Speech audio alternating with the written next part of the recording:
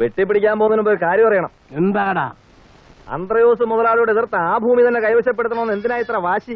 വാശിയല്ല, ആ ഭൂമി നമ്മുടെതാ. അത് തന്നെ. ഓ, നമ്മുടെ ഭൂമി സ്വന്തം മണ്ണെടുത്ത് ഉപേക്ഷിച്ചിട്ടല്ലേ പോകുന്നത്. ഇനി എന്തോന്ന് അവകാശം നോക്കാൻ? കിട്ടുന്നിടത്ത് കയറിക്കൂടാൻ നോക്കണം. എന്തിനാ ദുർവാശി? എടാ കറിയാ, അച്ഛൻ അതിന്റെ വിഷമം മനസ്സിലാവൂല. അവിടെ കാലുകുത്തി അരിഞ്ഞു വീഴ്ത്താൻ തയ്യാറായി നിൽക്കുക മുതലാളിയും കൂട്ടരും. ആയസെത്താണ്ട് മരിക്കാൻ ഞങ്ങൾക്ക് വയ്യ. മിണ്ടായിരടാ കുരുത്തം കേട്ടോനെ. പിന്നെ നിങ്ങൾ എന്തിനാ ഭാവം? എന്ത് സഹായം വേണമെങ്കിലും ചെയ്തു തരാൻ മുതലാളി സമ്മതിച്ചിട്ടുണ്ട്. അടിച്ചും പിടിച്ചും മടുത്തു, ഇനി വയ്യ. ഞങ്ങൾ അങ്ങോട്ട് പോവാ.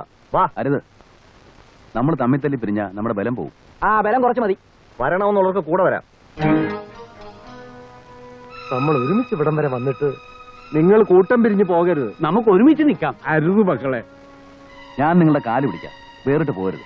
വേറിട്ട് പോകുന്ന നിനക്ക് അത്ര ദണ്ണമാണെങ്കിൽ ഒരു കാര്യം ചെയ്യും. കണിയാങ്കുന്നിന്റെ കാര്യം അങ്ങ് മറക്ക.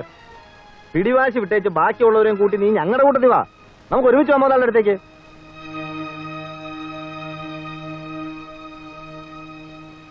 എന്താ അച്ചോട്ടൻ പറഞ്ഞ കാര്യമല്ലേ? ശിവ, വിശ്വട്ടൻ കരുതുന്നത് മാത്രമാണ് ശരിയെന്ന്. എന്തിനാ എത്ര കടുംപിടുത്തം? തമ്മിൽ തല്ലിച്ചാകാൻ ഇവിടെ ആർക്കും കൊതിയില്ല. നീ ആരോടെ സംസാരിക്കുന്ന അറിയാവോ? അറിയാം. ഏതായാലും കണിയാങ്കുന്നിലേക്ക് ഞാനില്ല. ഞങ്ങൾ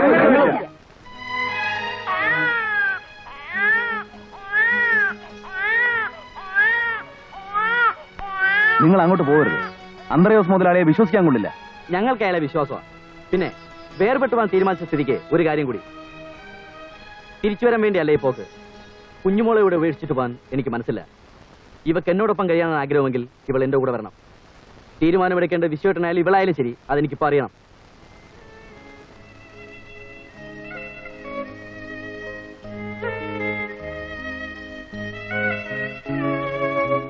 നീ വരുന്നില്ലയോ?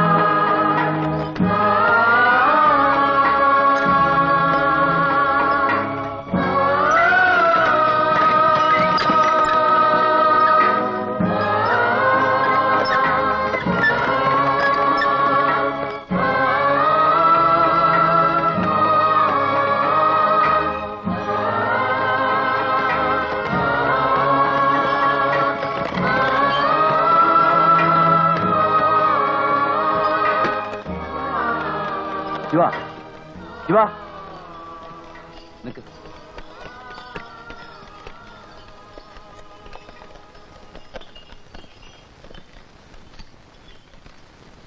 ഇതാ ഇത് നമുക്ക് കിട്ടിയ ഭൂമിയുടെ പട്ടയമാണ്. നിനക്കും എനിക്കും ചേർന്നു. ഇത് നീ വെച്ചോളൂ. നാളെ നിനക്ക് ഉപകരിക്കും.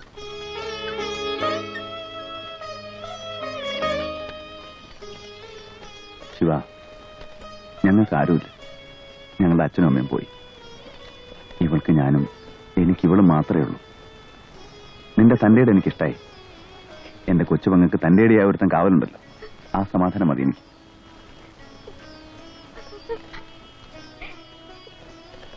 പക്ഷെ നീ ഒന്നുകൂടെ ആലോചിക്കും. ആ മുതലാളി നല്ലവനല്ല. അയാൾ നിങ്ങളെ ചതിക്കും. ചതി പറ്റിയാൽ തിരിച്ചു വരാൻ മടിച്ചു നിൽക്കരുത്. നമ്മുടെ ഭൂമി അവിടെയുണ്ട്, കണിയാൻകുന്നിന്റെ ചരിവിൽ. അത് നമ്മുടെ സ്വന്തം മണ്ണ.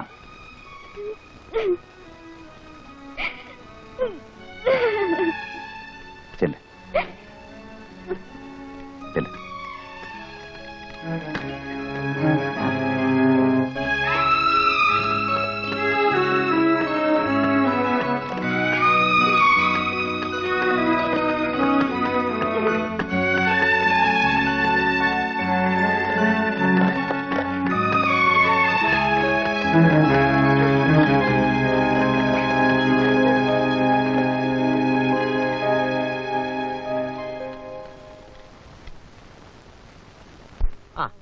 വരിക.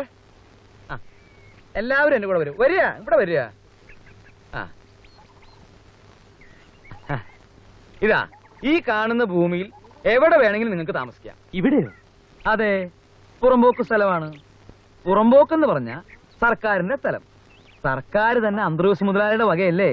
അപ്പോ ഈ സ്ഥലവും മുതലാളിയുടെ വക തന്നെ.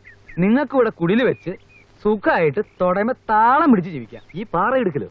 ഇത് മുഴുവൻ തരിച്ച സാരില്ല, അടിയോടെ ഇളക്കുമ്പോ കുറേശ്ശെ ഇളയിക്കോളും.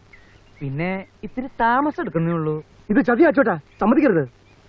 ഇതിലും ഭേദം നമ്മുടെ പഴയ സ്ഥലം തന്നെയായിരുന്നു. പോഴത്വം പറയാതെ കൊച്ചനെ, നമ്മുടെ സ്ഥലം പോലും. ആ സ്ഥലത്തിന്മേലുള്ള അവകാശമാണ് നിങ്ങൾ ഇപ്പൊ മുതലാളിക്ക് മുദ്രക്കടലാസിൽ എഴുതി ഒപ്പിട്ട് കൊടുത്തത്. അതിനി മുതലാളിയുടെ വകയാ. പരമദ്രോഹി, ചതിക്കാൻ നീ കൂട്ടുകയറി നല്ലടാ. നാറി, ഇതിനായിരുന്നോടാ നീ ഞങ്ങളെ പറഞ്ഞു കളക്കിയത്? ഞാൻ എന്ത് ചെയ്യാൻ പറ്റും?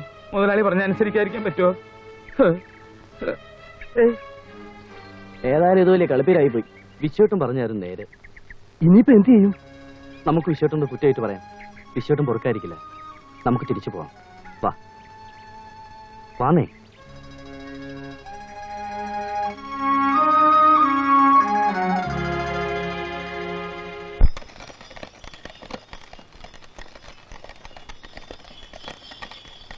ഇതാ ചുമന്ന ജീപ്പാണല്ലോ.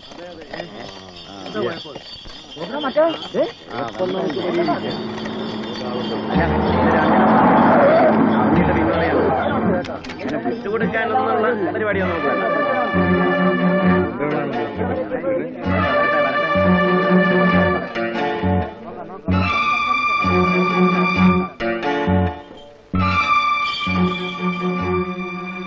കയ്യൂക്ക് ഞങ്ങൾക്കുണ്ട്. മാറി നിൽക്ക്. മാറിപ്പോകാൻ പോകുന്ന നീയാണ്, നീ നിന്റെ ആൾക്കാരും. അത് ഈ ജന്മത്തിലുണ്ടാവില്ല. അത്രയ്ക്ക് ധിക്കാരമോ?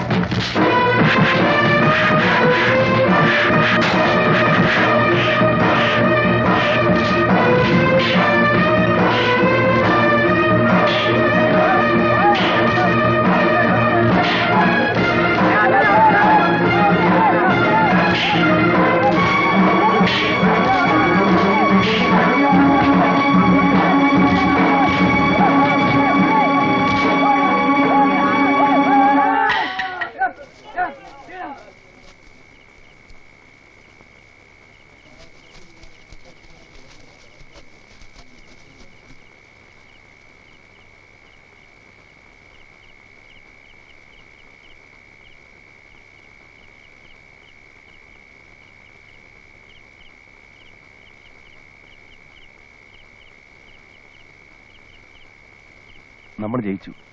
നമ്മുടെ മണ്ണ് നമുക്ക് തന്നെ കിട്ടി.